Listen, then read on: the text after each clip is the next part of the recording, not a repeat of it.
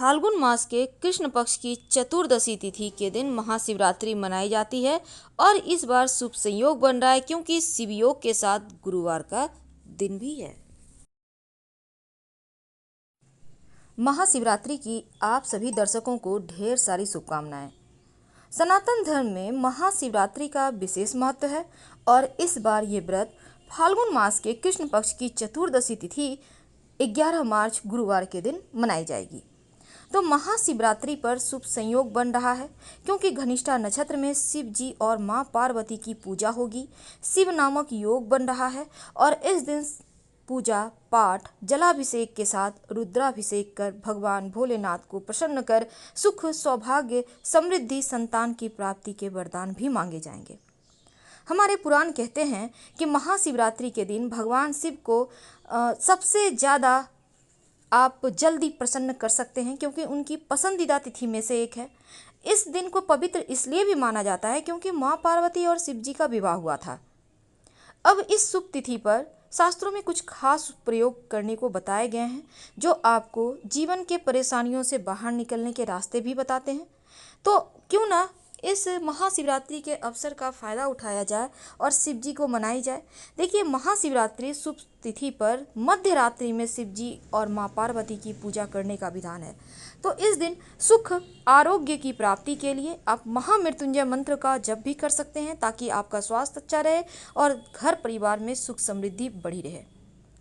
तो चलिए हम जानते हैं धन वृद्धि के लिए, घर में सुख शांति आने के लिए वो कौन सी वस्तु है जो शिव जी को अर्पित कर आप उनको प्रसन्न कर सकते हैं। देखिए, महाशिवरात्रि के दिन आप चाहते हैं कि घर में खूब सुख शांति हो, खूब खुशियां हो, आप लोग खूब प्रसन्न रहें, जीवन में कैसा भी किसी भी तरह का टेंशन ना हो। तो शिव जी को मनाने के लिए आप थोड़ा सा जौ वही जो पूजा में यूज होता है, आपको तो पता है यज्ञ में भी यूज होता है और जौ के बिना पूजा पूरी ही नहीं होती। जौ को हमारे पुराणों में कहा गया है ये स्वर्ण के समान है। तो जौ अगर शिवलिंग पर चढ़ाते हैं तो इसका मतलब आपने सोना चढ़ाया। तो थोड़ा सा शिवलिंग के ऊपर जौ चढ़ाइए और फिर लाल रंग के कपड़े में उसको बांध कर जहाँ धन रखते हैं वहाँ पर रख दें, अलमारी में रख दें, तिजोरी में रख दें, आप व्यापारी हैं गले में रख दें।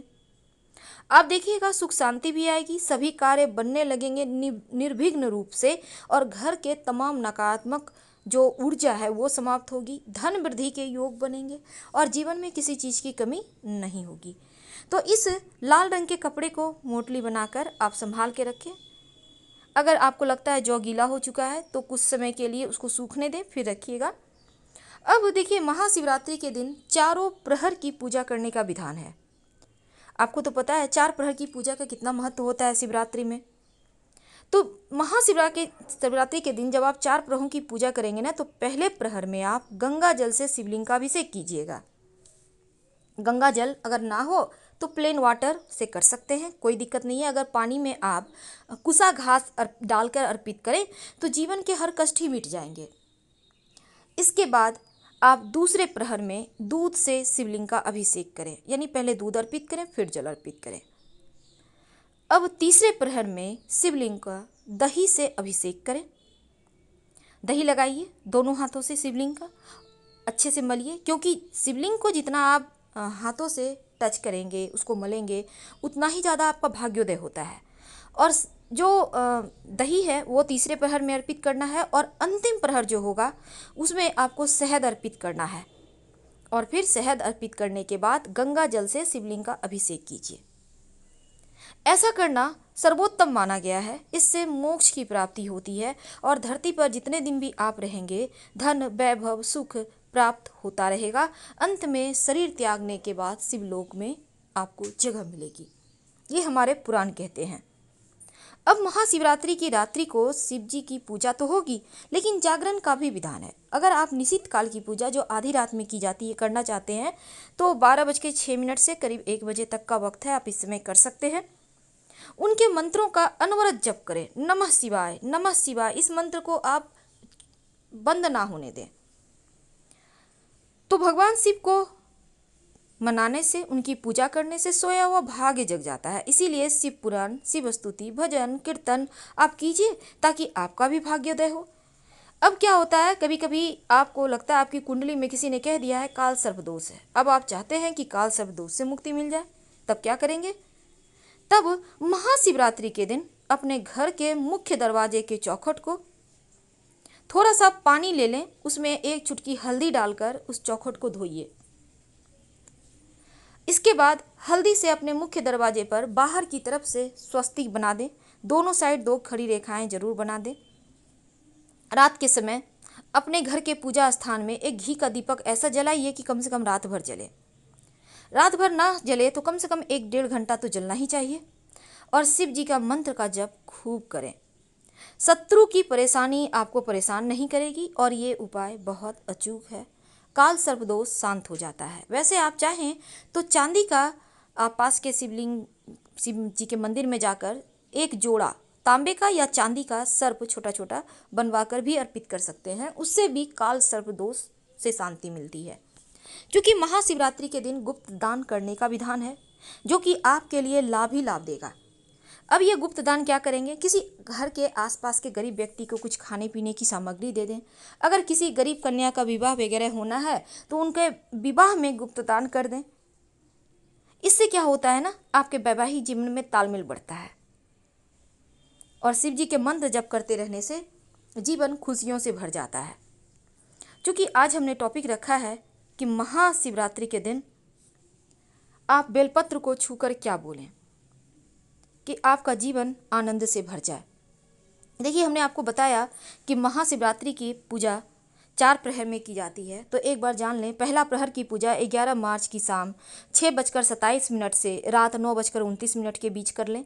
दूसरे प्रहर की पूजा रात 9:29 से रात 12:31 के बीच कर लें।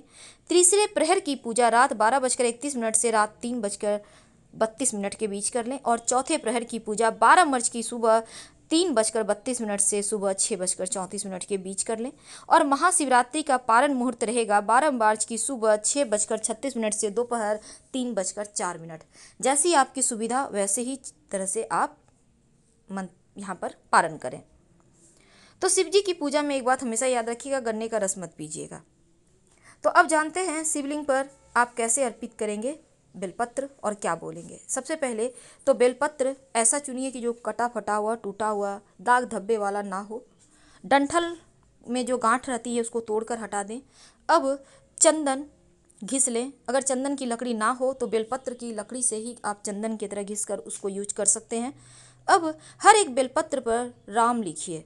इसके बाद शिवलिंग पर उल्टा करके बेलपत्र अर्पित करके नमः शिवाय नमः शिवाय नमः शिवाय का जप करें और फिर जल अर्पित करें। यानी बेलपत्र अर्पित करने के बाद जल जरूर अर्पित करें, तभी आपकी पूजा संपूर्ण होती है, पूर्ण होती है और आपको उसके पूर्ण फल मिलते हैं।